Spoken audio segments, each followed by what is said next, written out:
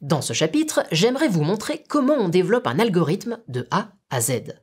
On va prendre l'exemple d'un programme qui est capable de classer des images de muffins ou de chihuahua. C'est pas si facile. Je vous laisse vous en rendre compte par vous-même. Alors, pour créer un algorithme, il y a 6 étapes à suivre. Collecter les données, les nettoyer, les explorer, modéliser, évaluer ce modèle et finalement le déployer. La première étape consiste à collecter de nombreuses données. Dans notre exemple, des photos de chihuahua et de muffins. Toutes ces photos composent notre jeu de données. On va leur attribuer une étiquette pour indiquer à l'algorithme s'il s'agit d'un chihuahua ou d'un muffin.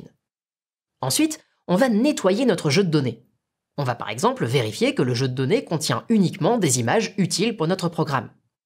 Nos images doivent être aussi de très bonne qualité. Si ce n'est pas le cas, on devra les corriger ou les retirer. Une fois notre jeu de données nettoyé, nous allons passer à l'étape d'exploration. Quand on explore des données, en fait, on interroge le jeu de données à l'aide d'opérations statistiques. Et le résultat de ces opérations va nous permettre de choisir l'algorithme le plus adapté. On va par exemple se demander combien il y a de photos au total. Ou bien, est-ce qu'il y a autant de photos de chihuahua et de muffins?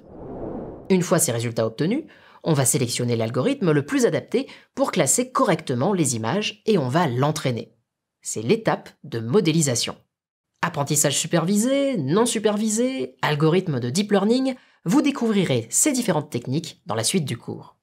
Une fois le modèle choisi, on va l'entraîner. Mais on ne va pas l'entraîner sur l'ensemble de notre jeu de données. Nous allons séparer nos photos en 2 groupes. Un jeu d'entraînement et un jeu de test. On va d'abord entraîner le modèle sur le jeu d'entraînement, pour qu'il ajuste au fur et à mesure ses paramètres et devienne plus performant. Ensuite, on va lui présenter le jeu de test. Notre modèle n'a jamais vu les photos du jeu de test. On veut juste s'assurer qu'il continue à les classer correctement.